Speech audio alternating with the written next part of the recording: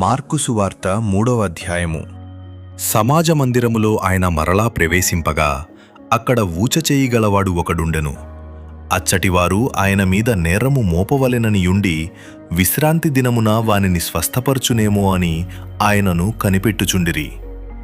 ఆయన, నీవు లేచి మధ్యను నిలువము అని ఊచచేయగలవానితో చెప్పి వారిని చూచి, విశ్రాంతి దినమున మేలు చేయుట ధర్మమా, కీడు చేయుట ధర్మమా?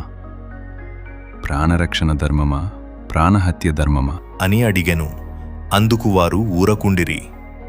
ఆయన వారి హృదయ కాఠిన్యమునకు దుఃఖపడి కోపముతో వారిని కలయచూచి, నీ చెయ్యి చాపము అని ఆ మనుష్యునితో చెప్పెను. వాడు తన చెయ్యి చాపగా అది బాగుపడెను. పరిసయ్యులు వెలుపలికి పోయి వెంటనే హేరోదీయులతో కల్సికొని ఆయన నేలాగు సంహరింతుమాయని ఆయనకు విరోధముగా ఆలోచన చేసిరి. యేసు తన శిష్యులతో కూడా సముద్రమునొద్దకు వెళ్ళగా గలిలయ నుండి వచ్చిన గొప్ప జనసమూహము ఆయనను వెంబడించెను. మరియు ఆయన ఇన్ని గొప్ప కార్యములు చేయుచున్నాడని విని జనులు యూదయ నుండియు, యెరూషలేము నుండియు, ఇదూమయ నుండియు, యొర్దాను అవతల నుండియు, తూరు సీదోను అనడి పట్టణ ప్రాంతముల నుండియు ఆయన యొద్దకు గుంపులు గుంపులుగా వచ్చిరి. జనులు గుంపుకూడగా చూచి వారు తనకు ఇరుకు కలిగింపకుండునట్లు చిన్నదోనె ఒకటి తనకు సిద్ధపరచియుంచవలెనని ఆయన తన శిష్యులతో చెప్పెను.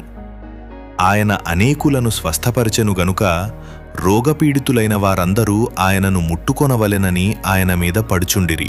అపవిత్రాత్మలు పట్టినవారు ఆయనను చూడగానే ఆయన ఎదుట సాగిలపడి, నీవు దేవుని కుమారుడవు అని చెప్పుచూ కేకలు వేసిరి. తన్ను ప్రసిద్ధి చేయవద్దని ఆయన వారికి ఖండితముగా ఆజ్ఞాపించెను. ఆయన కొండ ఎక్కి తనకిష్టమైన వారిని పిలువగా వారాయన యొద్దకు వచ్చిరి. వారు తనతో కూడా ఉండునట్లును దయ్యములను వెళ్ళగొట్టు అధికారము గలవారై సువార్త ప్రకటించుటకును వారిని పంపవలెనని ఆయన 12 మందిని నియమించెను. వారెవరనగా, ఆయన పేతురను పేరు పెట్టిన సీమోను, జెబెదయి కుమారుడగు యాకోబు, అతని సహోదరుడగు యోహాను. వీరిద్దరికీ ఆయన బోయనేర్గెసను పేరు పెట్టెను. బోయనేర్గెసు అనగా ఉరిమెడువారని అర్థము.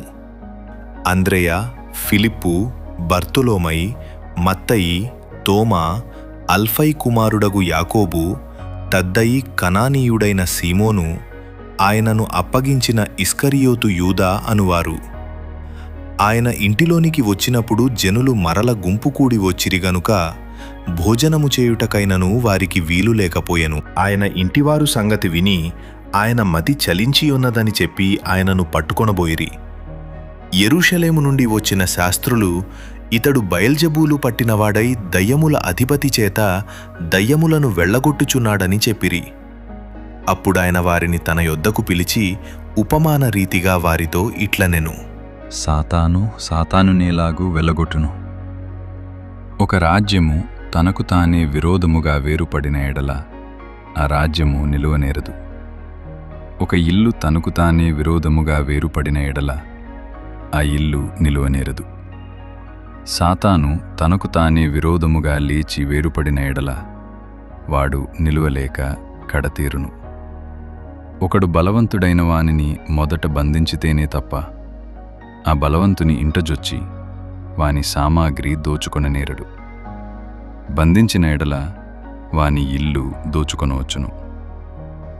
సమస్త పాపములను మనుషులు చేయు దూషణలన్నీయు వారికి క్షమింపబడును గాని పరిశుద్ధాత్మ విషయము దూషణ చేయువాడెప్పుడును క్షమాపణ పొందక నిత్య పాపము చేసిన వాడయుండునని మీతో నిశ్చయముగా చెప్పుచున్నాను అనెను. ఎందుకనగా ఆయన అపవిత్రాత్మ పట్టినవాడని వారు చెప్పిరి. ఆయన సహోదరులను తల్లియు వచ్చి వెలుపల నిలిచి ఆయనను పిలువనంపిరి. జనులు గుంపుగా ఆయన చుట్టూ కూర్చుండిరి.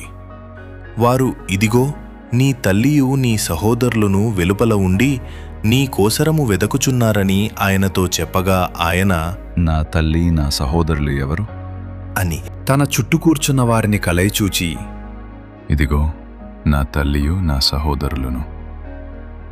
దేవుని చిత్తము చొప్పున జరిగించువాడే నా సహోదరుడును సహోదరియు తల్లియును. అని చెప్పెను.